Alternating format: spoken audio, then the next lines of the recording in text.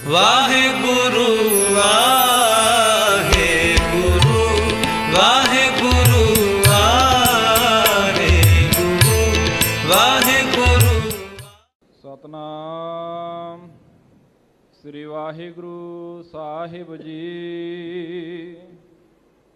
ਧਨਾਸਰੀ ਮਹੱਲਾ ਪੰਜਵਾ।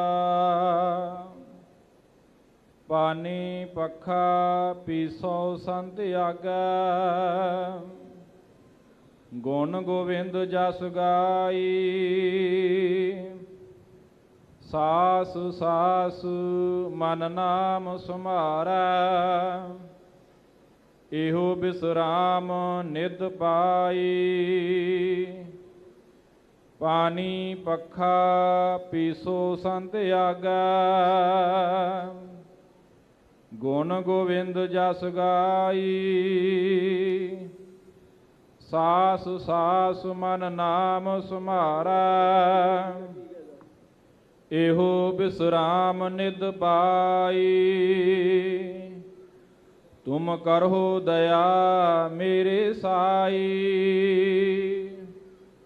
ਐਸੀ ਮਤ ਦੀਜੈ ਮੇਰੇ ਠਾਕੁਰ।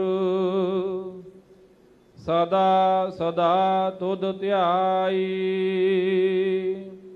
ਰਹਾਉ ਤੁਮਰੀ ਕਿਰਪਾ ਤੇ ਮੋਹ ਮਾਨ ਛੂਟਾ। ਬਿਨ ਸੁਜਾਏ ਪਰਮਾਈ, ਆਨੰਦ ਰੂਪ ਰਵਿਓ ਸਭ ਮਦੇ। ਜਦ ਕਤ ਪੇਖੋ ਜਾਈ, ਤੁਮ ਦਇਆਲ ਕਿਰਪਾਲ ਕਿਰਪਾ ਨਿਧ। ਪਤਿਤ ਪਾਵਨ ਗੋਸਾਈ, ਕੋਟ ਸੂਖ ਆਨੰਦ ਰਾਜ ਪਾਏ। ਮੁਖ ਤੇ ਨਿਮਖ ਬੁਲਾਈ, ਜਾਪ ਤਾਪ ਭਗਤ ਸਾ ਪੂਰੀ। ਜੋ ਪ੍ਰਭ ਕੈ ਮਨ ਭਾਈ, ਨਾਮ ਜਪਤ ਤ੍ਰਿਸ਼ਨਾ ਸਭ ਬੁਝੀਹਾ। ਨਾਨਕ ਤ੍ਰਿਪਤ ਅਗਾਈ, ਜਾਪ ਤਾਪ ਭਗਤ ਸਾ ਪੂਰੀ। ਜੋ ਪ੍ਰਭ ਕੈ ਮਨ ਭਾਈ, ਨਾਮ ਜਪਤ ਤ੍ਰਿਸ਼ਨਾ ਸਭ ਬੁਝੀਹਾ। ਨਾਨਕ ਤ੍ਰਿਪਤ ਅਗਾਈ। ਵਾਹਿਗੁਰੂ ਜੀ ਕਾ ਖਾਲਸਾ, ਵਾਹਿਗੁਰੂ ਜੀ ਕੀ ਫਤਿਹ। ਪਰਮ ਸਤਿਕਾਰ ਸਨਮਾਨਯੋਗ ਗੁਰੂ ਕੀ ਸਾਜੀ ਨਿਵਾਜੀ, ਗੁਰੂ ਰੂਪ ਗੁਰੂ ਖਾਲਸਾ ਸਾਧ ਸੰਗਤ ਜੀ। ਆਪ ਧੰਤਾ ਦੇ ਯੋਗ ਹੋ, ਹਰ ਰੋਜ਼ ਦੀ ਤਰ੍ਹਾਂ ਸੱਚਖੰਡ ਸ੍ਰੀ ਹਰਿਮੰਦਰ ਸਾਹਿਬ ਜੀ ਤੋਂ ਪ੍ਰਾਪਤ ਹੋਏ ਸ੍ਰੀ ਮੁਖਵਾਕ ਦੀ ਕਥਾ ਵਿਚਾਰ ਸਾਂਝੀ ਕਰਨ ਵਾਸਤੇ ਗੁਰਦੁਆਰਾ ਸ੍ਰੀ ਮੰਜੀ ਸਾਹਿਬ ਦੀ ਵਾੜਾਲ ਸ੍ਰੀ ਅੰਮ੍ਰਿਤਸਰ ਸਾਹਿਬ ਜੀ ਵਿਖੇ ਤਥਾ ਦੇਸ਼ ਵਿਦੇਸ਼ਾਂ ਦੇ ਅੰਦਰ, ਘਰਾਂ ਦੇ ਅੰਦਰ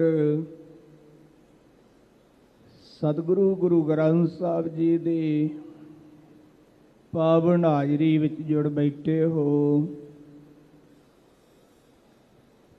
ਦੀਨ ਦੁਨੀਆ ਦੇ ਮਾਲਕ, ਜਗਤ ਜਲੰਦੇ ਦੇ ਰੱਖਿਅਕ, ਸਾਹਿਬ ਸ੍ਰੀ ਗੁਰੂ ਗ੍ਰੰਥ ਸਾਹਿਬ ਸੱਚੇ ਪਾਤਸ਼ਾਹ ਜੀ ਨੇ ਸੱਚਖੰਡ ਸ੍ਰੀ ਹਰਿਮੰਦਰ ਸਾਹਿਬ ਜੀ ਵਿਖੇ ਪ੍ਰਕਾਸ਼ਮਾਨ ਹੋ ਕੇ ਅੱਜ ਦਾ ਇਹ ਪਾਵਨ ਸ੍ਰੀ ਮੁਖ ਵਾਕ ਸ਼ਹੀਦਾਂ ਦੇ ਸਿਰਤਾਜ ਬਾਣੀ ਕੇ ਬੋਹਿਤ ਕਲਯੁਗੀ ਜੀਵਾਂ ਦੇ ਉਧਾਰਕ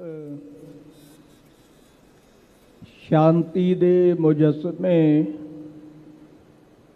ਸਾਹਿਬ ਸ੍ਰੀ ਗੁਰੂ ਅਰਜਨ ਦੇਵ ਸੱਚੇ ਪਾਤਸ਼ਾਹ ਜੀ ਦੀ ਪਾਵਨ ਰਸਨਾ ਦੁਆਰਾ ਸਮੁੱਚੀ ਲੋਕਾਈ ਨੂੰ ਬਖਸ਼ਿਸ਼ ਕੀਤਾ ਹੈ। ਸਤਿਗੁਰੂ ਪਾਤਸ਼ਾਹ ਜੀ ਨੇ ਅੱਜ ਦੇ ਇਸ ਪਾਵਨ ਹੁਕਮ ਦੇ ਅੰਦਰ ਦਰਸਾਇਆ ਹੈ, ਸੇਵਾ ਮੰਗੈ ਸੇਵਕੋ ਲਾਈਆਂ ਆਪਣੀ ਸੇਵ। ਸੰਗਤ ਜੀ, ਸੇਵਕ ਸਤਿਗੁਰਾਂ ਦੇ ਪਾਸ ਬੇਨਤੀ ਕਰਕੇ ਸੇਵਾ ਦੀ ਮੰਗ ਕਰਦਾ ਹੈ। ਮਹਾਰਾਜ ਕਿਰਪਾ ਕਰੋ, ਮੈਨੂੰ ਸੇਵਾ ਕਰਨ ਦੀ ਦਾਤ ਬਖਸ਼ਿਸ਼ ਕਰੋ, ਬਲ ਬਖਸ਼ੋ।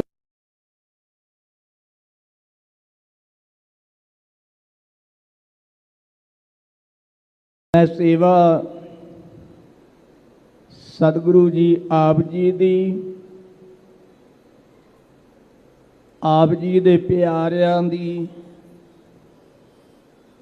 ਆਪ ਕੀ ਸੰਗਤ ਦੀ ਸੇਵਾ ਕਰਦਾ ਰਹਾ ਅਤੇ ਸੇਵਾ ਦੇ ਨਾਲ ਨਾਲ ਮਹਾਰਾਜ ਮੈਂ ਆਪ ਜੀ ਦੇ ਗੁਣ ਵੀ ਗਾਉਂਦਾ ਰਹਾਂ। ਇਹ ਮੇਰੇ ਤੇ ਕਿਰਪਾ ਕਰੋ। ਆਓ ਪਿਆਰ ਸਹਿਤ ਮਨ ਬਿਰਤੀਆਂ ਨੂੰ ਇਕਾਗਰ ਕਰਕੇ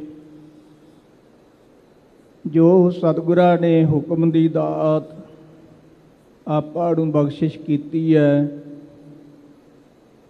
ਸੰਗਤ ਜੀ ਪਿਆਰ ਸਹਿਤ ਸਾਂਝੀ ਕਰੀਏ ਜੀ। ਸਤਨਾਮ ਸ੍ਰੀ ਵਾਹਿਗੁਰੂ ਸਾਹਿਬ ਜੀ। ਧਨਾਸਰੀ ਮਹੱਲਾ ਪੰਜਵਾ। ਧਨਾਸਰੀ ਰਾਗ ਦੇ ਵਿੱਚ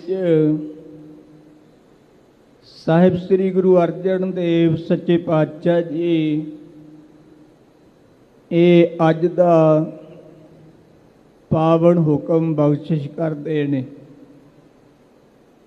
ਸੰਗਤ ਜੀ, ਧਨਾਸਰੀ ਦੇ ਗਾਇਣ ਦਾ ਸਮਾਂ ਦਿਨ ਦਾ ਤੀਜਾ ਪਹਿਰ ਹੈ। 12 ਵਜੇ ਤੋਂ ਲੈ ਕੇ ਦੁਪਹਿਰ 3 ਵਜੇ ਤੱਕ ਧਨਾਸਰੀ ਗਾਇਆ ਜਾਂਦਾ ਹੈ। ਤੋ ਸਤਿਗੁਰੂ ਜੀ ਨੇ ਧਨਾਸਰੀ ਦੇ ਅੰਦਰ ਅੱਜ ਦੀ ਇਹ ਦਾਤ ਆਪਾਂ ਨੂੰ ਬਖਸ਼ਿਸ਼ ਕੀਤੀ ਹੈ। ਪਾਣੀ ਪੱਖਾ ਪੀਸੋ ਸੰਤ ਆਗਾ। ਹਜੂਰ ਕਹਿੰਦੇ ਨੇ ਕਿ ਜਗਿਆਸੂ ਗੁਰੂ ਕਾ ਸਿੱਖ ਸਤਿਗੁਰੂ ਜੀ ਦੇ ਚਰਨਾਂ ਵਿੱਚ ਬੇਨਤੀ ਕਰਦਾ ਹੈ, ਮਹਾਰਾਜ ਮੇਰੇ ਤੇ ਮਿਹਰ ਕਰ, मेरे ते किरपा कर।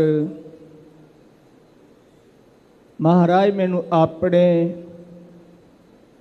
प्यारे संतां दी संगत बख्शिश कर, जिन्हां सास गिरास ना विसरै, हर नामा मन मंत, धन से सेई नानका, पूर्ण सोई संत। ऐसे जेड़े पूर्ण संत ने,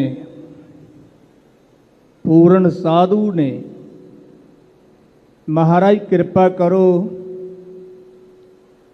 मैनू उन्हां दी संगत बख्शिश करो ते मैं उन्हां दी संगत विच रह के जल ढोण दी सेवा कर सकां। महाराज मैं उन्हां दी संगत विच जल ढोवां और संगत नूं पक्खा झल्लां अते आटा पी के गुरु के लंगरां वास्ते, गुरु की देग वास्ते महाराज मैं ये सेवा कर सकां, ये मेरे ते किरपा करो। पुराने समय संगत जी जदों आ टूटियां आदਿਕ ਦਾ प्रबंध नहीं सी हुंदा, खूहां तो ਝੀਵਰ लोग ਜਿਹੜੇ सन ਉਹ ਜਲ ਢੋਇਆ ਕਰਦੇ ਸਨ ਤੇ ਉਸ ਜਲ ਦੇ ਬਦਲੇ ਉਹਨਾਂ ਨੂੰ ਕੁਝ ਨਾ ਕੁਝ ਸਾਲ ਪਿੱਛੋਂ ਜਿਹੜੇ ਜਿਹੜੇ ਘਰਾਂ ਵਿੱਚੋਂ ਪਾਣੀ ਭਰਿਆ ਕਰਦੇ ਸੀ ਉਹ ਕੁਝ ਨਾ ਕੁਝ ਉਹਨਾਂ ਦੀ ਰੋਟੀ ਰੋਜੀ ਵਾਸਤੇ ਦਿਆ ਕਰਦੇ ਸਨ। और इस तरह ही सतगुरु गुरु तेग बहादुर साहब जी महाराज जदों बांगर दे इलाके विच गए, उत्ते पानी दी घाट सी ते भाई मीहा जी संगत जी वो गुरु की संगत वास्ते जल ढोण दी सेवा करया करते सन। और सतगुरु पातशाह जी कहते ने सेवक ये सेवा मंगता है, पानी पक्का पीसो संत आगे। महाराज मैं तेरे संतां दे अगे पानी ढोवां, महाराज मैं उन्हां नूं पक्खा झल्लां। अजकल तो संगत जी ये बिजली सारी सेवा लुटी जाती है पक्खा झल्लण दी। पुराने समय वड्डे वड्डे पक्के हत्थां नाल झल्ले जांदे सी गुरु की संगत नूं। जिथे भी दीवान सजदे सी ना ते गर्मी दे मौसम विच गुरमुख प्यारे आप उठ के अपने हथी पक्खा झल के संगत की सेवा करया करते सन। और पुरातन समय ही छोटियां छोटियां चक्कियां हुंदियां सन, आम ही घरां दे विच चक्की हुंदी सी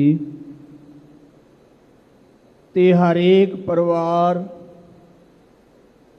अपने वास्ते दाणे पी के आटा तैयार करके प्रसादा पका के छकिया करते सन। उत्थे गुरु के लंगरां वास्ते भी ਸੰਗਤ ਜੀ, ਇਹ ਛੋਟੀਆਂ ਚੱਕੀਆਂ ਜਿਹੜੀਆਂ ਹੱਥ ਨਾਲ ਗੇੜੀਆਂ ਜਾਂਦੀਆਂ ਸੀ, ਔਰ ਇਹਨਾਂ ਚੱਕੀਆਂ ਦੇ ਨਾਲ ਆਟਾ ਪੀਹ ਕੇ ਗੁਰੂ ਕੀਆਂ ਸੰਗਤਾਂ ਵਾਸਤੇ ਲੰਗਰ ਤਿਆਰ ਕੀਤਾ ਜਾਂਦਾ ਸੀ। ਕਈ ਪਰਮੇਸ਼ਰ ਦੇ ਪਿਆਰੇ, ਨਾਮ ਦੇ ਰਸੀਏ, ਸੇਵਾ ਦੇ ਪੁੰਜ ਆਪਣੇ ਹੱਥੀਂ ਆਟਾ ਪੀਹ ਕੇ ਸਤਿਗੁਰੂ ਵਾਸਤੇ ਕੜਾ ਪ੍ਰਸ਼ਾਦ ਦੀ ਦੇਗ ਤਿਆਰ ਕਰਿਆ ਕਰਦੇ ਸਨ, ਤੇ ਗੁਰੂ ਕੀ ਸੰਗਤ ਵਾਸਤੇ ਵੀ ਆਪ ਆਪਣੇ ਹੱਥੀਂ ਆਟਾ ਪੀਆ ਕਰਦੇ ਸਨ। ਸੰਤ ਬਾਬਾ ਬਿਸ਼ਨ ਸਿੰਘ ਜੀ ਮੁਰਾਲੇ ਵਾਲੇ ਮੁਖੀ ਦਮਦਮੀ ਟਕਸਾਲ, ਉਹਨਾਂ ਦੇ ਜੀਵਨ ਵਿੱਚ ਇਹ ਜ਼ਿਕਰ ਆਉਂਦਾ ਹੈ ਕਿ ਉਹ ਆਪ ਅੰਮ੍ਰਿਤ ਵੇਲੇ ਉੱਠ ਕੇ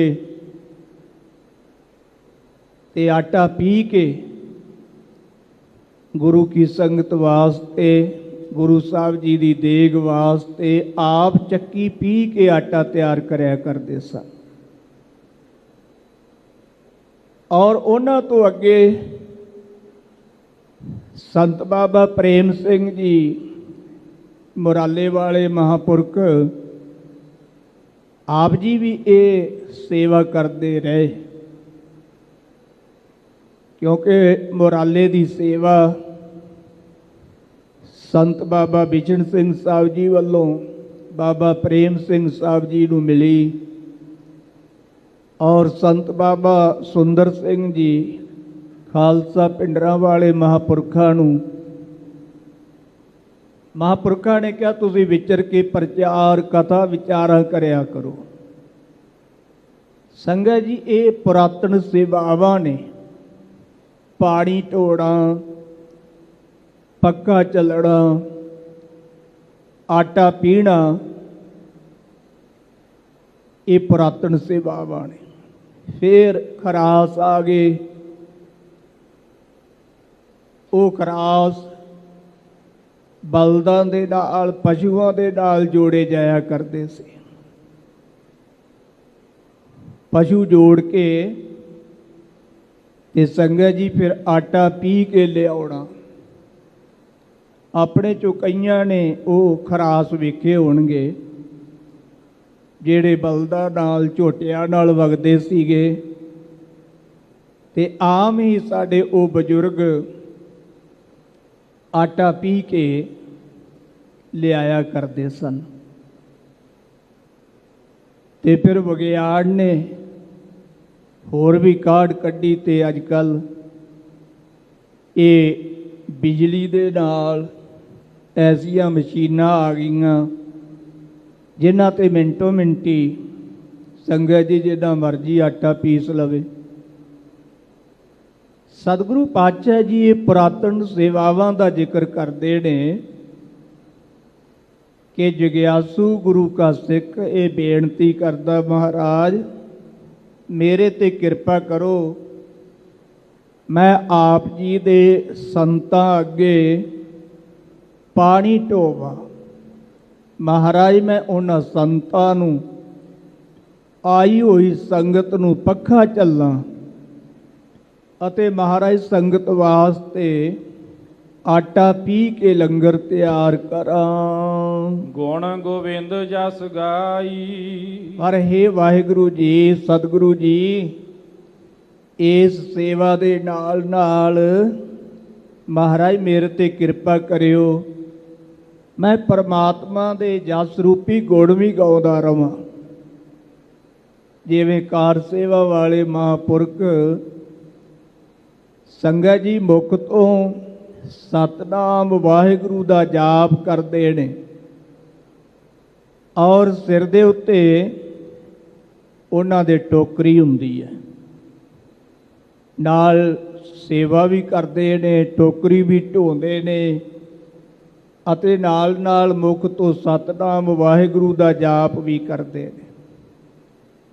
ਮਹਾਰਾਜ ਸਾਹਿਬ ਜੀ ਕਹਿੰਦੇ ਨੇ ਸੇਵਕ ਇਹ ਦਾਤ ਮੰਗਦਾ ਹੈ। ਮਹਾਰਾਜ ਕਿਰਪਾ ਕਰੋ ਮੈਨੂੰ ਆਪਣੇ ਸੰਤਾਂ ਦਾ ਸੰਗ ਬਖਸ਼ੋ ਤੇ ਮੈਂ ਉਹਨਾਂ ਸੰਤਾਂ ਦੇ ਅੱਗੇ ਪਾਣੀ ਢੋਵਾਂ, ਪੱਖਾ ਝੱਲਾਂ, ਆਟਾ ਪੀਵਾਂ, ਇਹ ਸੇਵਾਵਾਂ ਵੀ ਕਰਾਂ ਤੇ ਇਹਨਾਂ ਸੇਵਾਵਾਂ ਦੇ ਨਾਲ ਨਾਲ ਜੋ ਵਾਹਿਗੁਰੂ ਪਰਮੇਸ਼ਰ ਹੈ ਉਹਦਾ ਜਸ, ਉਹਦੇ ਗੁਣ ਵੀ ਗਾਇਨ ਕਰਾਂ, ਉਚਾਰਨ ਕਰਾਂ। ਮਹਾਰਾਜ ਇਹ ਮੇਰੇ ਤੇ ਕਿਰਪਾ ਕਰੋ। ਤੇ ਸੰਗਤ ਜੀ,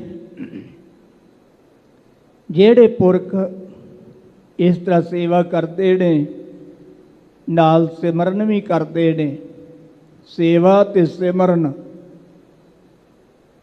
ਇਹ ਸਿੱਖ ਧਰਮ ਦੇ ਦੋ ਮੁੱਖ ਅੰਗ ਨੇ। ਤੇ ਫਿਰ ਉਹਨਾਂ ਦੇ ਵਿੱਚ ਅਗੰਮੀ ਤਾਕਤ ਵੀ ਬਹੁਤ ਹੁੰਦੀ ਹੈ। ਸੰਤ ਬਾਬਾ ਜਰਨੈਲ ਸਿੰਘ ਜੀ ਖਾਲਸਾ ਪਿੰਡਰਾਂ ਵਾਲੇ ਮਹਾਂਪੁਰਖ ਕਿਹਾ ਕਰਦੇ ਸੀ ਕਿ ਸਤਿਗੁਰੂ ਜੀ ਦੀ ਕਿਰਪਾ ਸਦਕਾ ਮੈਂ ਕਿਸੇ ਸਰਕਾਰ ਤੋਂ ਨਹੀਂ ਡਰਦਾ, ਮੈਂ ਕਿਸੇ ਹਥਿਆਰ ਤੋਂ ਨਹੀਂ ਡਰਦਾ, ਮੈਂ ਡਰਦਾ ਹਾਂ ਤੇ ਧੰਨ ਸ੍ਰੀ ਗੁਰੂ ਗ੍ਰੰਥ ਸਾਹਿਬ ਜੀ ਤੋਂ ਡਰਦਾ ਹਾਂ। ਤੇ ਜੇ ਦੂਜਾ ਡਰ ਹੈ ਤੇ ਉਹ ਮੈਨੂੰ ਕਾਰ ਸੇਵਾ ਵਾਲੇ ਮਹਾਂਪੁਰਖਾਂ ਦਾ ਹੈ। ਸੰਗਤ ਜੀ, ਇਹਨਾਂ ਮਾਣ ਸਤਿਕਾਰ ਸੰਤ ਬਾਬਾ ਜਰਨੈਲ ਸਿੰਘ ਜੀ ਖਾਲਸਾ ਪਿੰਡਰਾਂ ਵਾਲੇ ਕਾਰ ਸੇਵਾ ਵਾਲੇ ਮਹਾਂਪੁਰਖਾਂ ਦਾ ਕਰਿਆ ਕਰਦੇ ਸਨ। ਸਤਿਗੁਰੂ ਪਾਤਸ਼ਾਹ ਜੀ ਕਹਿੰਦੇ ਨੇ ਮਹਾਰਾਜ ਇਹ ਮੇਰੇ ਤੇ ਕਿਰਪਾ ਕਰੋ, ਜਿੱਤੇ ਮੈਂ ਹੱਥਾਂ ਦੇ ਨਾਲ ਇਹ ਸੇਵਾਵਾਂ ਕਰਾਂ ਉੱਤੇ ਰਸਨਾ ਕਰਕੇ ਆਪ ਜੀ ਦੇ ਗੁਣ, ਆਪ ਜੀ ਦਾ ਜਸ ਵੀ ਗਾਉਂਦਾ ਰਹਾ। ਸਾਸ ਸਾਸ ਮਨ ਨਾਮ ਸੰਭਾਰਾ। ਮਹਾਰਾਜ ਕਿਰਪਾ ਕਰਿਓ, ਸਾਹ ਸਾਹ ਦੇ ਨਾਲ ਮੈਂ ਆਪ ਜੀ ਦੇ ਨਾਮ ਨੂੰ ਸੰਭਾਲਾਂ। ਇਹੋ ਵਿਸਰਾਮ ਨਿਧ ਪਾਈ। ਮਹਾਰਾਜ ਇਹ ਜਿਹੜੀ ਵਿਸਰਾਮ ਦੀ ਨਿਧੀ ਹੈ ਨਾ, ਟਿਕਾਓ ਦਾ ਖਜ਼ਾਨਾ ਆਪ ਜੀ ਦਾ ਨਾਮ, ਇਹ ਸਤਿਗੁਰੂ ਪਾਤਸ਼ਾਹ ਜੀ ਕਿਰਪਾ ਕਰਕੇ ਮੈਨੂੰ ਬਖਸ਼ਿਸ਼ ਕਰੋ। ਸੰਗਤ ਜੀ, ਮਨ ਦਾ ਟਿਕਾਓ ਕੇਵਲ ਪਰਮੇਸ਼ਰ ਦੇ ਨਾਮ ਨਾਲ ਹੁੰਦਾ ਹੈ, ਹੋਰ ਕਿਸੇ ਵਸਤੂ ਨਾਲ ਨਹੀਂ। ਮਨ ਬਹੁਤ ਚੰਚਲ ਹੈ। ਮਨ ਦੀ ਰਫ਼ਤਾਰ ਸੰਗਤ ਜੀ ਸਭ ਤੋਂ ਵੱਧ ਹੈ। ਦੁਨੀਆ ਦੀਆਂ ਜਿੰਨੀਆਂ ਵੀ ਅਸਵਾਰੀਆਂ ਨੇ ਉਹਨਾਂ ਦੀ ਸਪੀਡ ਜਿਹੜੀ ਹੈ ਨਾ ਉਹ ਲਿਮਟ ਹੈ। ਕੋਈ 100 ਕਿਲੋਮੀਟਰ ਚੱਲਦਾ ਹੈ, ਕੋਈ 1000 ਕਿਲੋਮੀਟਰ ਚੱਲਦਾ ਹੈ, ਪਰ ਮਨ ਜਿਹੜਾ ਨਾ ਜੀ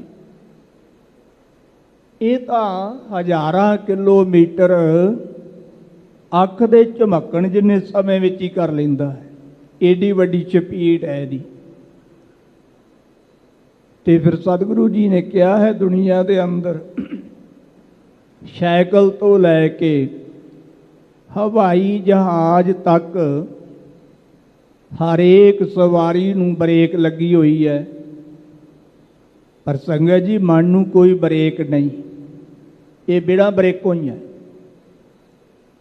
ਪਰ ਇਹਨੂੰ ਬ੍ਰੇਕ ਪਰਮੇਸ਼ਰ ਦੇ ਨਾਮ ਦੀ ਲਾਉਣੀ ਹੈ।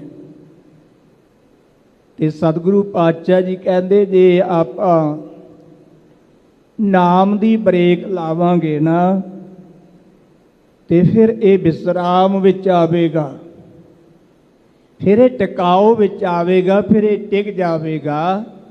ਇਹੋ ਵਿਸਰਾਮ ਨਿਧ ਪਾਈ। ਸੱਚੇ ਪਾਤਸ਼ਾਹ ਜੀ ਕਹਿੰਦੇ ਨੇ ਸਵਾਸ ਸਵਾਸ ਵਾਹਿਗੁਰੂ ਦੇ ਨਾਮ ਨੂੰ ਚੇਤੇ ਕਰਕੇ ਇਹ ਜਿਹੜੀ ਟਿਕਾਓ ਦੀ ਨਿਧੀ ਹੈ, ਖਜ਼ਾਨਾ ਹੈ, ਇਹ ਅਸਾਂ ਪ੍ਰਾਪਤ ਕੀਤਾ।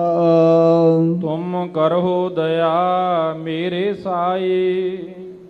ਸੰਗਤ ਜੀ, ਤੁਮ ਕਰੋ ਦਇਆ ਮੇਰੇ ਸਾਈਂ।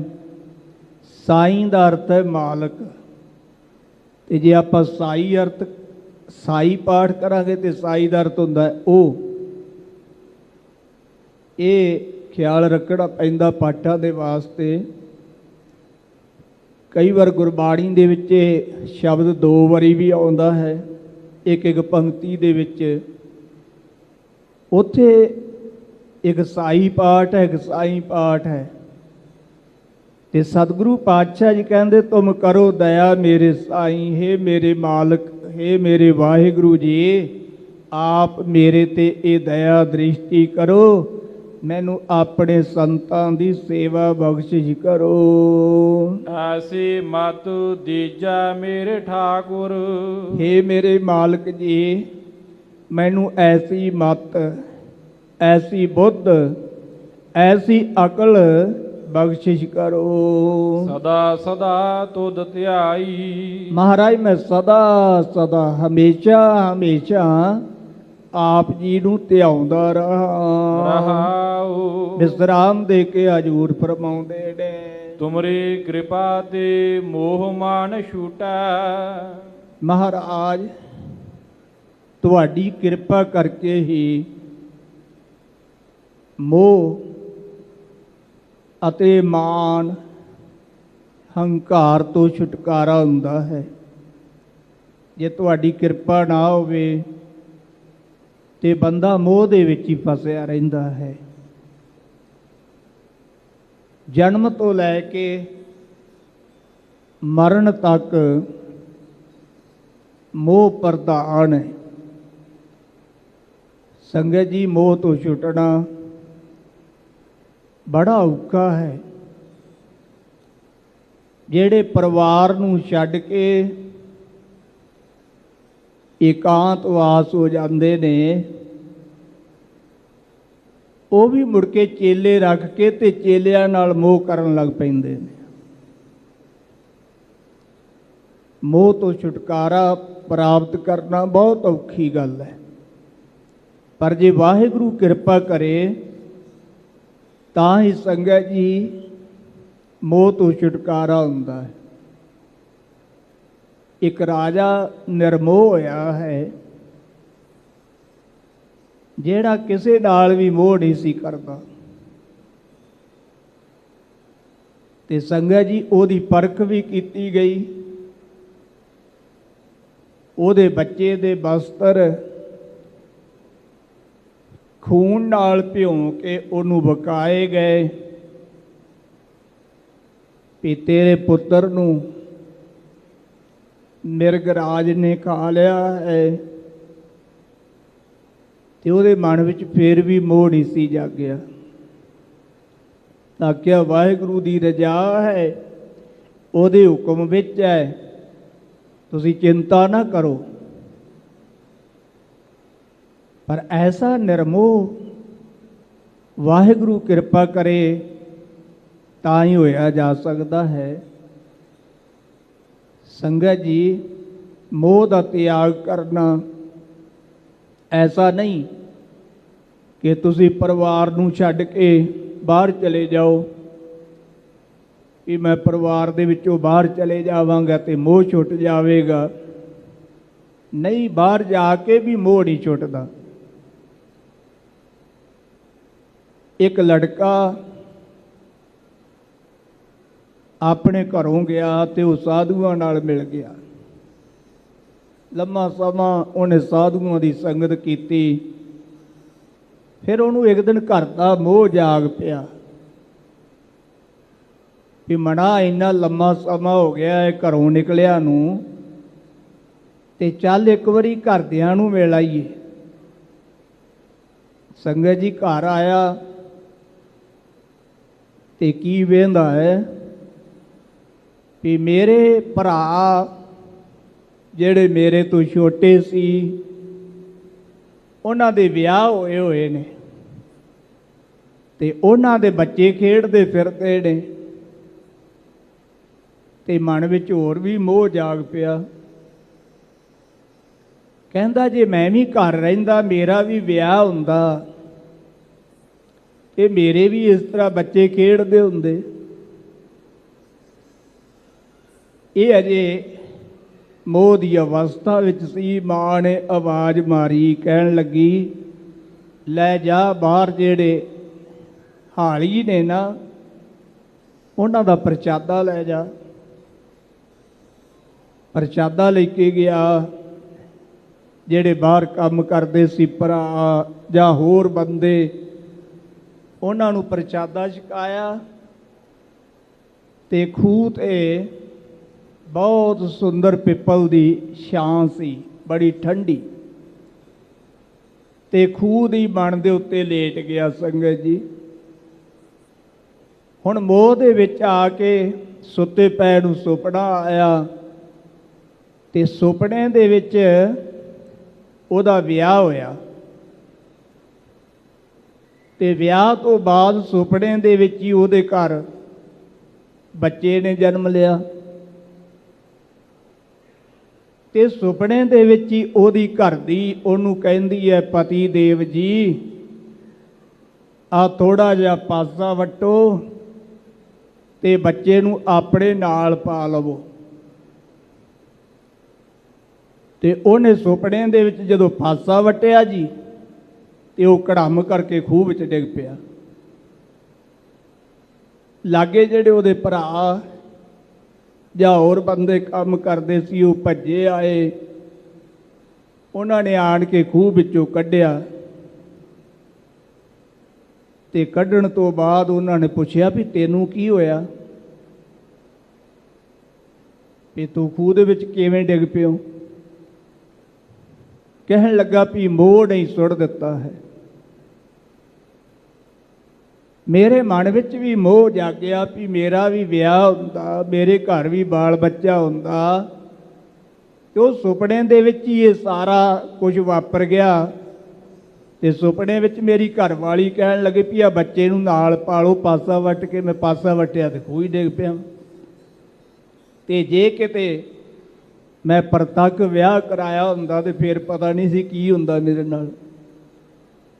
ਸੰਗਤ ਜੀ, ਹਜ਼ੂਰ ਕਹਿੰਦੇ ਨੇ ਮੋਹ ਤੋਂ ਛੁੱਟਣਾ ਬਹੁਤ ਔਖਾ ਹੈ, ਪਰ ਵਾਹਿਗੁਰੂ ਕਿਰਪਾ ਕਰੇ ਤੇ ਉਹ ਜੀਵ ਪਰਿਵਾਰ ਵਿੱਚ ਰਹਿੰਦਿਆਂ ਵੀ ਮੋਹ ਤੋਂ ਨਿਰਮੋਹ ਰਹਿੰਦੇ ਪਰਿਵਾਰ ਵਿੱਚ ਨੇ। ਜਿਵੇਂ ਕਮਲ ਦਾ ਫੁੱਲ ਪਾਣੀ ਵਿੱਚ ਰਹਿੰਦਾ ਹੈ, ਪਰ ਪਾਣੀ ਉਹਨੂੰ ਡੋਬਦਾ ਨਹੀਂ, ਪਾਣੀ ਉਹਦੇ 'ਤੇ ਹਾਵੀ ਨਹੀਂ ਹੁੰਦਾ। ਇਸੇ ਤਰ੍ਹਾਂ ਹੀ ਉਹ ਗੁਰਮੁਖ ਪਿਆਰੇ ਗੁਰੂ ਕੇ ਸਿੱਖ ਪਰਿਵਾਰ ਵਿੱਚ ਰਹਿੰਦਿਆਂ ਵੀ ਸੰਗਤ ਜੀ ਮੋਹ ਰੂਪੀ ਪਾਣੀ ਤੋਂ ਉੱਪਰ ਉੱਠੀ ਜਾਂਦੇ ਨੇ। ਜਿਵੇਂ ਜਿਵੇਂ ਪਰਿਵਾਰ ਮੋਹ ਕਰਦਾ ਹੈ ਨਾ, ਉਹ ਤਿਵੇਂ ਤਿਵੇਂ ਹੋਰ ਸਿਮਰਨ ਭਜਨ ਬਾਣੀ ਪੜ੍ਹਨ ਲੱਗ ਪੈਂਦੇ ਨੇ, ਉਹ ਹੋਰ ਉਸ ਮੋਹ ਤੋਂ ਉੱਪਰ ਉੱਠ ਜਾਂਦੇ ਨੇ। ਸੱਚੇ ਪਾਤਸ਼ਾਹ ਜੀ ਕਹਿੰਦੇ ਨੇ, ਤੁਮਰੀ ਕਿਰਪਾ ਤੇ ਮੋਹ ਮਾਨ ਛੂਟੈ। ਮਹਾਰਾਜ ਤੁਹਾਡੀ ਕਿਰਪਾ ਨਾਲ ਹੀ ਇਹ ਮੋਹ ਅਤੇ ਮਾਨ, ਜਿਸ ਮਾਨ ਨੇ ਵੱਡੇ ਵੱਡੇ ਮੁਨੀਆਂ ਨੂੰ ਖਾ ਲਿਆ ਸੀ, ਮਹਾਰਾਜ ਇਹਨਾਂ ਤੋਂ ਤੁਹਾਡੀ ਕਿਰਪਾ ਕਰਕੇ ਹੀ ਛੁਟਕਾਰਾ ਹੁੰਦਾ। ਬਿਨ ਸਜਾਏ ਪਰਮਾਈ। ਤੇ ਮਹਾਰਾਜ ਜੀ ਜਿਹੜੀ ਪਰਮਾਈ ਹੈ ਇਹ ਵੀ ਤੁਹਾਡੀ ਕਿਰਪਾ ਕਰਕੇ ਹੀ ਨਾਸ ਹੁੰਦੀ ਹੈ, ਨਿਵਰਤ ਹੁੰਦੀ ਹੈ। ਪਰਮਾਈ ਤੋਂ ਭਾਵ ਭਰਮਣ ਕਰਨਾ। ਜਿਹੜੀ ਸੋਚ, ਜਿਹੜੀ ਮੱਤ ਇਸ ਜੀਵ ਨੂੰ ਭਰਮਾਈ ਫਿਰਦੀ ਹੈ, ਭਰਮਾਈ ਫਿਰਦੀ ਹੈ। ਸੰਗਤ ਜੀ, ਜਿਵੇਂ ਪਸ਼ੂ ਤੇ ਕਿੱਲੇ ਤੇ ਬੱਧਾ ਪਸ਼ੂ ਭਰਮਦਾ ਰਹਿੰਦਾ ਹੈ ਨਾ, ਇਸੇ ਤਰ੍ਹਾਂ ਇਹ ਜੀਵ ਵੀ ਭਰਮਣ ਕਰਦਾ ਰਹਿੰਦਾ ਹੈ। ਭਾਵੇਂ ਘਰ ਬੈਠਾ ਵੀ ਹੋਵੇ ਨਾ ਤਾਂ ਵੀ ਭਰਮਣ ਕਰਦਾ ਰਹਿੰਦਾ। ਇਹਦਾ ਮਨ ਜਿਹੜਾ ਨਾ ਉਹ ਭਰਮ ਦੇ ਵਿੱਚ ਪਿਆ ਹੋਇਆ ਭਟਕਦਾ ਰਹਿੰਦਾ ਹੈ। ਤੇ ਸਤਿਗੁਰੂ ਜੀ ਕਹਿੰਦੇ, ਮਹਾਰਾਜ ਇਹ ਜਿਹੜੀ ਭਰਮਾਈ ਹੈ ਨਾ, ਭਰਮਾਉਣ ਵਾਲੀ, ਇਹ ਵੀ ਤੁਹਾਡੀ ਕਿਰਪਾ ਕਰਕੇ ਹੀ ਨਿਵਰਤ ਹੁੰਦੀ ਆ।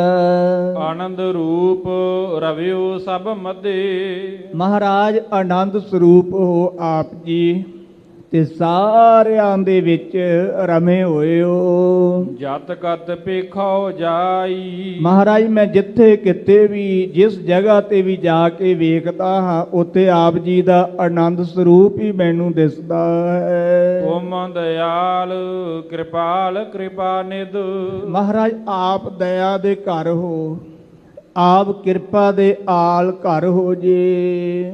ਪਤਿਤ ਪਾਵਨ ਗੋਸਾਈ, ਆਪ ਕਿਰਪਾ ਦਇਆ ਦੀ ਨਿਧੀ ਹੋ, ਦਇਆ ਦੇ ਖਜ਼ਾਨੇ ਹੋ ਮਹਾਰਾਜ, ਤੇ ਆਪ ਪਾਪੀਆਂ ਨੂੰ ਪਵਿੱਤਰ ਕਰਨ ਵਾਲੇ ਮਾਲਕੋ। ਕੋਟ ਸੂਖ ਆਨੰਦ ਰਾਜ ਪਾਏ, ਸੱਚੇ ਪਾਤਸ਼ਾਹ ਜੀ ਮੈਂ ਕਰੋੜਾਂ ਰਾਜਾਂ ਦਾ ਸੁਖ ਅਤੇ ਆਨੰਦ ਪ੍ਰਾਪਤ ਕਰ ਲੈਂਦਾ ਹਾਂ। ਮੁਖ ਤੇ ਨਿਮਖ ਬੁਲਾਈ, ਜਦੋਂ ਆਪ ਆਪਣੇ ਪਵਿੱਤਰ ਮੁਕਾਰ ਬਿੰਦ ਤੋਂ ਨਿਮਕ ਮਾਤਰ ਵੀ ਮੈਨੂੰ ਆਵਾਜ਼ ਮਾਰਦੇ ਹੋ ਨਾ, ਮੈਨੂੰ ਬੁਲਾਉਂਦੇ ਹੋ, ਤੇ ਮਹਾਰਾਜ ਮੈਨੂੰ ਉਦੋਂ ਇਉਂ ਪ੍ਰਤੀਤ ਹੁੰਦਾ ਹੈ ਕਿ ਮੈਨੂੰ ਹੁਣ ਕਰੋੜਾਂ ਹੀ ਰਾਜਾਂ ਦਾ ਸੁਖ ਤੇ ਆਨੰਦ ਪ੍ਰਾਪਤ ਹੋ ਗਿਆ। ਜਾਪ ਤਾਪ ਭਗਤ ਸਾ ਪੂਰੀ, ਸੱਚੇ ਪਾਤਸ਼ਾਹ ਜੀ ਕਹਿੰਦੇ ਨੇ ਉਹ ਜਪ ਕੀਤਾ ਹੋਇਆ, ਉਹ ਤਪ ਕੀਤਾ ਹੋਇਆ, ਸੇਵਾ ਕੀਤੀ ਹੋਈ ਅਤੇ ਉਹ ਭਗਤੀ ਕੀਤੀ ਹੋਈ ਪੂਰੀ ਪੂਰਨ ਹੈ। ਜੋ ਪ੍ਰਭ ਕਾ ਮਨ ਭਾਈ, ਜਿਹੜੀ ਪ੍ਰਭੂ ਦੇ ਮਨ ਨੂੰ ਭਾ ਗਈ, ਚੰਗੀ ਲੱਗੀ। ਨਾਮ ਜਪਤ ਤ੍ਰਿਸ਼ਨਾ ਸਭ 부ਜੀ ਹੈ। ਹਜੂਰ ਕਹਿੰਦੇ ਨਾਮ ਜਪ ਕੇ ਸਾਰੀ ਤ੍ਰਿਸ਼ਨਾ ਮਿਟ ਗਈ। ਨਾਨਕ ਤ੍ਰਿਪਤ ਅਗਾਈ, ਹਜੂਰ ਕਹਿੰਦੇ ਹੁਣ ਅਸੀਂ ਦੁਨਿਆਵੀ ਪਦਾਰਥਾਂ ਵੱਲੋਂ ਤ੍ਰਿਪਤ ਹੋ ਗਏ ਹਾਂ। ਦੁਨਿਆਵੀ ਪਦਾਰਥਾਂ ਦੀ ਕੋਈ ਇੱਛਾ ਨਹੀਂ ਰਹੀ। ਸੰਗਤ ਜੀ, ਜਿੰਨਾ ਚਿਰ ਇਹ ਤ੍ਰਿਸ਼ਨਾ ਨਹੀਂ ਮਿਟਦੀ ਉਹਨਾਂ ਚਿਰ ਬੰਦੇ ਦੇ ਅੰਦਰ ਫੁਰਦੇ ਹੀ ਰਹਿੰਦੇ ਨੇ ਵੀ ਆਹ ਵੀ ਚੀਜ਼ ਮਿਲ ਜਾਵੇ, ਆਹ ਵੀ ਚੀਜ਼ ਮਿਲ ਜਾਵੇ। ਪਰ ਜਦੋਂ ਵਾਹਿਗੁਰੂ ਕਿਰਪਾ ਕਰਦਾ ਹੈ ਨਾ, ਫਿਰ ਇਹ ਜੀਵ ਦੁਨਿਆਵੀ ਪਦਾਰਥਾਂ ਵੱਲੋਂ ਤ੍ਰਿਪਤ ਹੋ ਜਾਂਦਾ ਹੈ। ਫਿਰ ਪਰਲੋਕ ਦੇ ਪਦਾਰਥਾਂ ਦੀ ਵੀ ਕੋਈ ਇੱਛਾ ਨਹੀਂ ਰਹੀ। ਨਾਮ ਜਪਣ ਕਰਕੇ ਤ੍ਰਿਸ਼ਨਾ ਹੀ ਮਿਟ ਗਈ ਹੈ, ਦੁਨਿਆਵੀ ਪਦਾਰਥਾਂ ਦੀ ਵੀ ਅਤੇ ਪਰਲੋਕ ਦੇ ਪਦਾਰਥਾਂ ਦੀ ਵੀ। ਇਹਨੇ ਕਦੇ ਨਹੀਂ ਆਖਿਆ ਵੀ ਪਰਲੋਕ ਵਿੱਚ ਉੱਥੇ ਹੂਰਾਂ ਮਿਲਦੀਆਂ ਨੇ, ਉੱਥੇ ਕਈ ਤਰ੍ਹਾਂ ਦੀ ਸ਼ਰਾਬ ਮਿਲਦੀ ਹੈ, ਉੱਥੇ ਸੁੱਖ ਮਿਲਦੇ ਨੇ। ਨਹੀਂ, ਸਤਿਗੁਰੂ ਜੀ ਕਹਿੰਦੇ ਉਹ ਵੀ ਹੁਣ ਜਿਹੜੀ ਤ੍ਰਿਸ਼ਨਾ ਸੀ ਨਾ ਪਰਲੋਕ ਦੀ, ਉਹ ਵੀ ਮਿਟ ਗਈ ਹੈ, ਤੇ ਅਸੀਂ ਅਗਾਈ ਰੱਜ ਗਏ ਹਾਂ, ਤ੍ਰਿਪਤ ਹੋ ਗਏ ਹਾਂ। ਇਹ ਸਤਿਗੁਰਾਂ ਨੇ ਪਾਵਨ ਹੁਕਮ ਦੀਆਂ ਦਾਤਾਂ ਬਖਸ਼ਿਸ਼ ਕੀਤੀਆਂ ਸਨ ਜੀ। ਜੋ ਆਰਾਮ ਕਲੀ ਦੱਖਣੀ ਵਿੱਚ ਓਅੰਕਾਰ ਨਾਮ ਦੀ ਬਾਣੀ ਦੀ ਲੜੀਵਾਰ ਕਥਾ ਚੱਲ ਰਹੀ ਹੈ।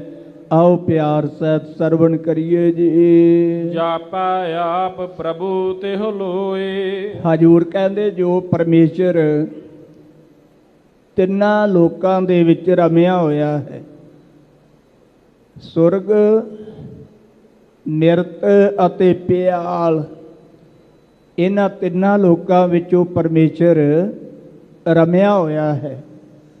ਤੇ ਸੰਗਤ ਜੀ, ਜਾਪੇ ਪ੍ਰਭੂ, ਉਹ ਪ੍ਰਭੂ ਜਾਣਿਆ ਜਾਂਦਾ ਹੈ ਸਿਮਰਨ ਕਰਕੇ।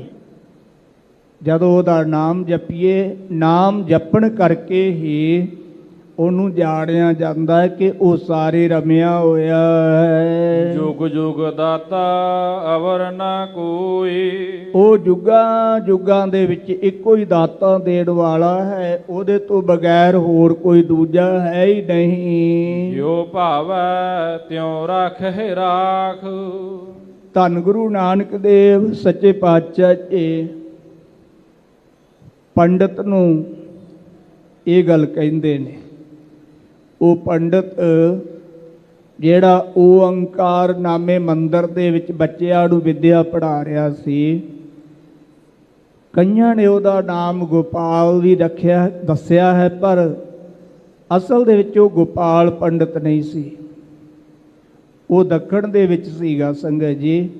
ਤੇ ਹਜੂਰ ਉਹਨੂੰ ਕਹਿੰਦੇ ਨੇ ਪੰਡਤ ਜੀ, ਉਸ ਵਾਹਿਗੁਰੂ ਦੇ ਚਰਨਾਂ ਵਿੱਚ ਇਸ ਤਰ੍ਹਾਂ ਬੇਨਤੀ ਕਰਿਆ ਕਰ, ਜਿਉ ਭਾਵੇ ਤਿਉ ਰਾਖੈ ਰਾਖ।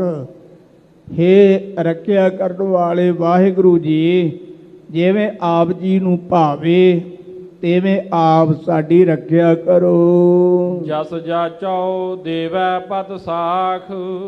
ਹੇ ਅਕਾਲ ਪੁਰਖ ਵਾਹਿਗੁਰੂ ਜੀ, ਮੈਂ ਆਪ ਜੀ ਦਾ ਜਸ, ਆਪ ਜੀ ਦੀ ਵਡਿਆਈ, ਆਪ ਜੀ ਦੀ ਉਪਮਾ ਜਾਚਣਾ ਕਰਦਾ ਹਾਂ। ਮਹਾਰਾਜ ਮੈਂ ਮੰਗਦਾ ਹਾਂ, ਆਪ ਕਿਰਪਾ ਕਰਕੇ ਮੈਨੂੰ ਆਪਣਾ ਜਸ ਦੇਵੋ। ਤੇ ਅੱਗੋਂ ਆਵਾਜ਼ ਆਈ ਵੀ ਜਸ ਲੈ ਕੇ ਕੀ ਕਰੇਗਾ? ਤੂੰ ਜਸ ਦੀ ਮੰਗ ਕਰਦਾ ਵੀ ਮਹਾਰਾਜ ਮੈਨੂੰ ਆਪਣਾ ਜਸ ਬਖਸ਼ੋ, ਵਡਿਆਈ ਕਰਨੀ ਬਖਸ਼ਿਸ਼ ਕਰੋ, ਤੇ ਕੀ ਕਰੇਗਾ?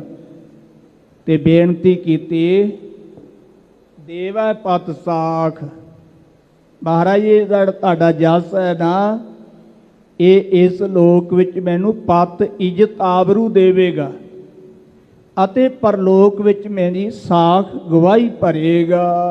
ਜਾਗਤ ਜਾਗ ਰਹਾ ਤੁਧ ਭਾਵਾ। ਮਹਾਰਾਜ ਜਿਹੜੇ ਆਪ ਜੀ ਨੂੰ ਭਾ ਜਾਂਦੇ, ਚੰਗੇ ਲੱਗਦੇ ਨੇ, ਉਹ ਜਾਗਰਤ ਅਵਸਥਾ ਵਿੱਚ ਜਾਗਦੇ ਰਹਿੰਦੇ ਨੇ। ਜਾ ਤੂੰ ਮਿਲੇ ਤਾ ਤੁਝੈ ਸਮਾਵਾ। ਹੇ ਵਾਹਿਗੁਰੂ ਜੀ, ਜਦੋਂ ਆਪ ਕਿਰਪਾ ਕਰਕੇ ਮੇਰਾ ਗੁਰੂ ਨਾਲ ਮਿਲਾਪ ਕਰਵਾ ਦਿਓਗੇ, ਗੁਰੂ ਸਾਹਿਬ ਜੀ ਮੈਨੂੰ ਉਪਦੇਸ਼ ਬਖਸ਼ਿਸ਼ ਕਰਨਗੇ, ਗੁਰੂ ਦੇ ਉਪਦੇਸ਼ ਦੀ ਕਮਾਈ ਕਰਕੇ ਤੇ ਮੈਂ ਤੁਝੇ ਸਮਾਵਾ, ਮੈਂ ਆਪ ਦੇ ਵਿੱਚ ਹੀ ਅਭੇਦ ਹੋ ਜਾਵਾਂਗਾ।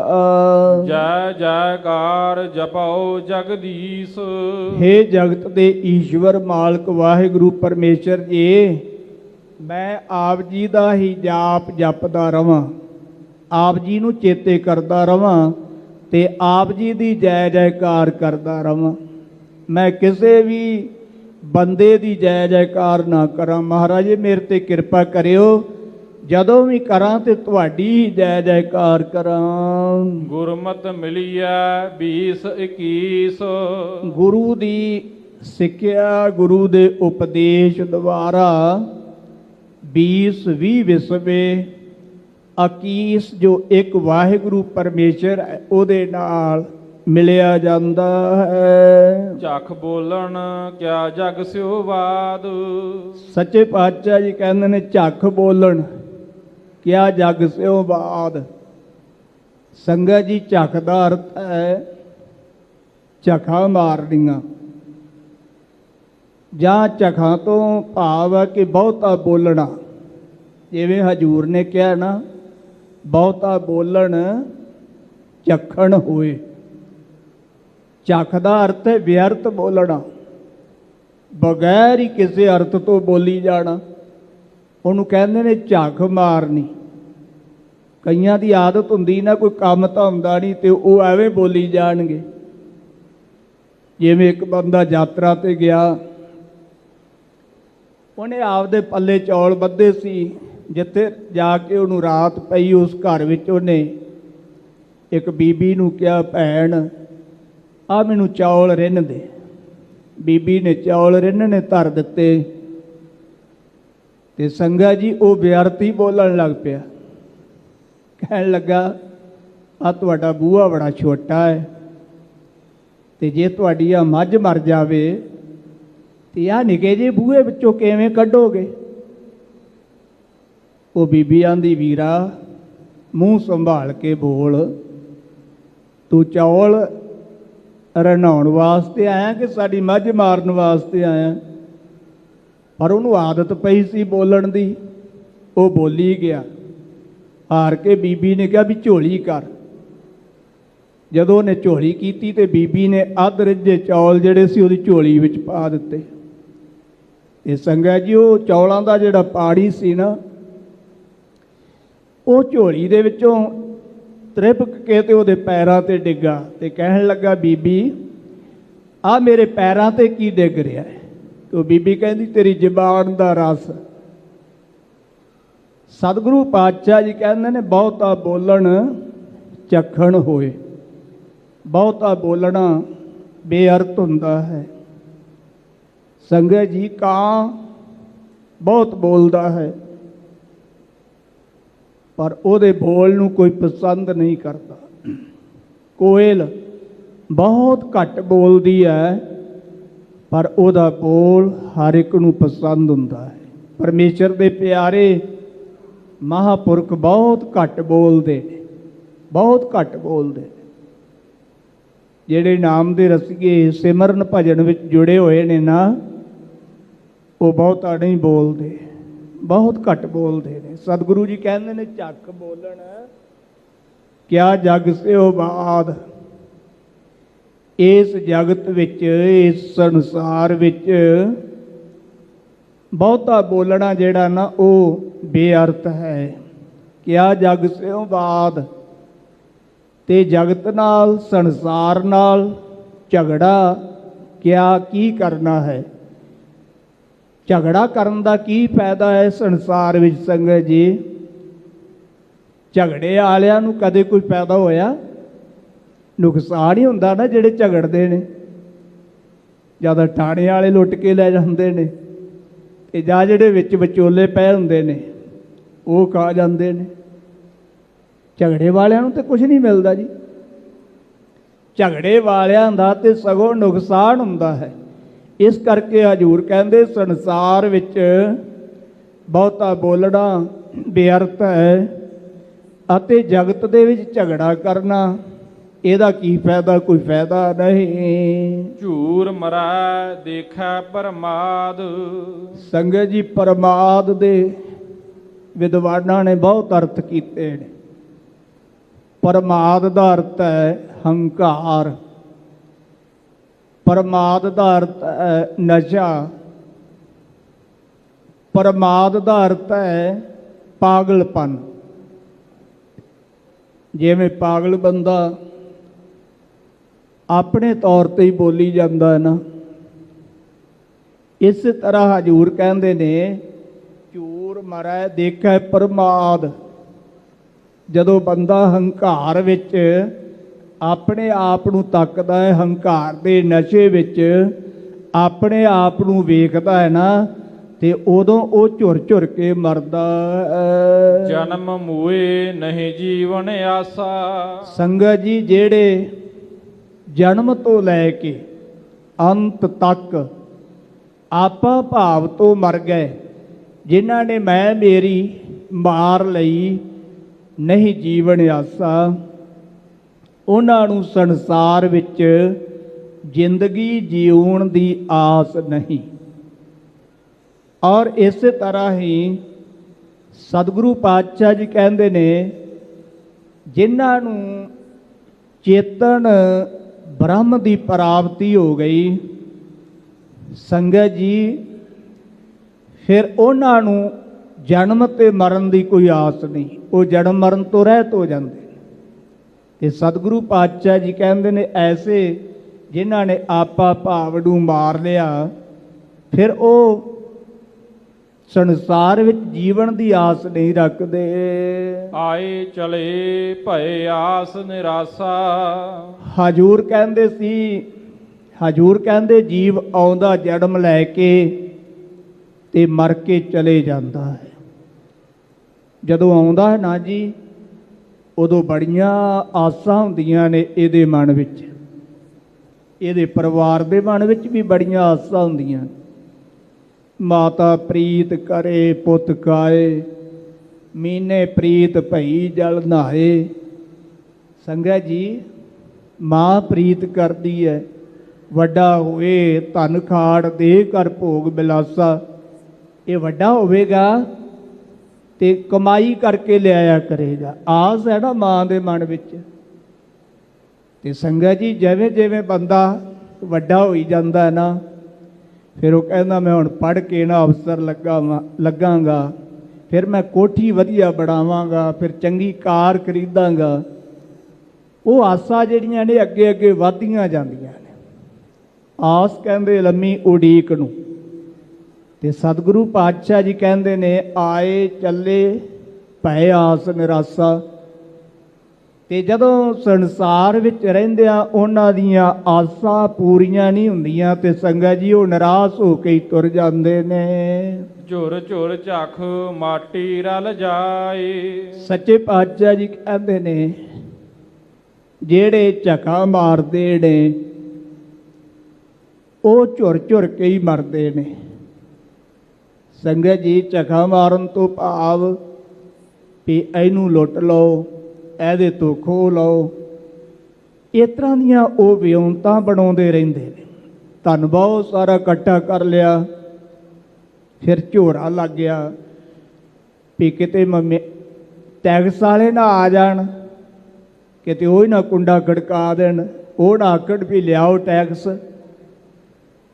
ਉਹ ਫਿਰ ਇਸ ਤਰ੍ਹਾਂ ਝੁਰਦਾ ਰਹਿੰਦਾ ਹੈ, ਉਹਨੂੰ ਝੋਰਾ ਲੱਗ ਜਾਂਦਾ ਹੈ। ਤੇ ਸੱਚੇ ਪਾਤਸ਼ਾਹ ਜੀ ਕਹਿੰਦੇ ਨੇ ਝੁਰ ਝੱਖ ਝੁਰ ਝੁਰ ਮਾਟੀ ਰਲ ਜਾਏ, ਫਿਰ ਉਹ ਮਿੱਟੀ ਵਿੱਚ ਰਲ ਜਾਂਦੇ ਨੇ। ਕਾਲ ਨ ਚਾਂਪੈ ਹਰ ਗੁਣ ਗਾਏ। ਜਿਹੜੇ ਹਰੀ ਪਰਮੇਸ਼ਰ ਦੇ ਗੁਣ ਗਾਉਂਦੇ ਨੇ, ਵਾਹਿਗੁਰੂ ਦੀ ਉਪਮਾ ਕਰਦੇ ਨੇ ਸੰਗਤ ਜੀ, ਕਾਲ ਉਹਨਾਂ ਨੂੰ ਦਬਾਉਂਦਾ ਨਹੀਂ, ਕਾਲ ਉਹਨਾਂ ਤੇ ਹਾਵੀ ਨਹੀਂ ਹੁੰਦਾ।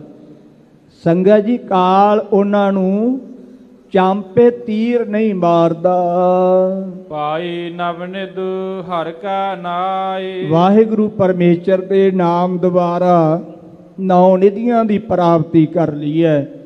ਨਾਮ ਜਪ ਕੇ 9 ਪ੍ਰਕਾਰ ਦੀ ਭਗਤੀ ਪ੍ਰਾਪਤ ਕਰ ਲਈ ਹੈ, ਪ੍ਰੇਮਾ ਭਗਤੀ ਪ੍ਰਾਪਤ ਹੋਈ ਹੈ। ਆਪੇ ਦੇਵੈ ਸਹਿਜ ਸੁਭਾਏ। ਸੰਗਤ ਜੀ ਇਹ ਵਸਤੂਆਂ ਪਰਮੇਸ਼ਰ ਆਪ ਹੀ ਸੁੱਤੇ ਸਿੱਧ ਬਖਸ਼ਿਸ਼ ਕਰਦਾ ਹੈ ਜਿਹੜੇ ਉਹਦੇ ਨਾਮ ਨਾਲ ਜੁੜ ਜਾਂਦੇ। ਜਿਹੜੇ ਬੱਚੇ ਆਗਿਆਕਾਰੀ ਹੁੰਦੇ ਨੇ ਨਾ ਸੰਗਤ ਜੀ, ਮਾਤਾ ਪਿਤਾ ਫਿਰ ਉਹਨਾਂ ਦਾ ਆਪ ਫਿਕਰ ਕਰਦਾ ਹੈ। ਜਿਹੜੇ ਬੱਚੇ ਛੋਟੇ ਹੁੰਦਿਆਂ ਚੰਗੀ ਪੜ੍ਹਾਈ ਵੱਲੇ ਖਿਆਲ ਰੱਖਦੇ ਨੇ ਨਾ, ਤੇ ਮਾਤਾ ਪਿਤਾ ਆਪ ਉਹਨਾਂ ਦੀਆਂ ਸਾਰੀਆਂ ਲੋੜਾਂ ਪੂਰੀਆਂ ਕਰਦਾ ਹੈ।